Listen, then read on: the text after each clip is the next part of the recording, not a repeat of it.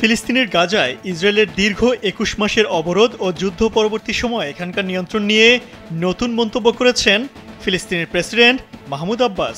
ফিলিস্তিনি স্বাধীনতাকামী গোষ্ঠীটির অবশ্যই ফিলিস্তিন কর্তৃপক্ষের কাছে তাদের সব ধরনের অস্ত্র হস্তান্তর করতে হবে।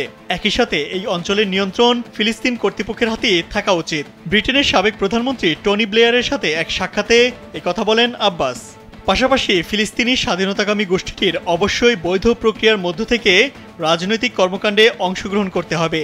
এই বছরের গোড়ার দিকে আব্বাস লেবাননে সফর করেন এবং সেখানে তিনি এমন একটি বিষয়ে সম্মতি দেন যার ফলে ফিলিস্তিনি গোষ্ঠীগুলো অস্ত্র ত্যাগ করবে।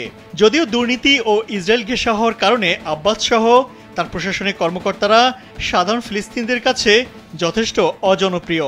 এদিকে ফিলিস্তিনি গোষ্ঠীগুলো মনে করে ইসরায়েল থেকে আসা হুমকি এবং চলমান রাজনৈতিক অবক্ষয়কে মাথায় রেখে অস্ত্র বহন অপরিহার্য। টনি ব্লেয়ারের সঙ্গে বৈঠকে আব্বাস আরও বলেন, যুদ্ধের পর একমাত্র বাস্তবসম্মত সমাধান হল গাজা থেকে ইসরায়েল পুরোপুরি নিজেদের সেনা প্রত্যাহার করবে এবং ফিলিস্তিন কর্তৃপক্ষ ওই অঞ্চলের দায়িত্ব নেবে, যা আরব দেশগুলো ও আন্তর্জাতিক সম্প্রদায়ও সমর্থন করবে।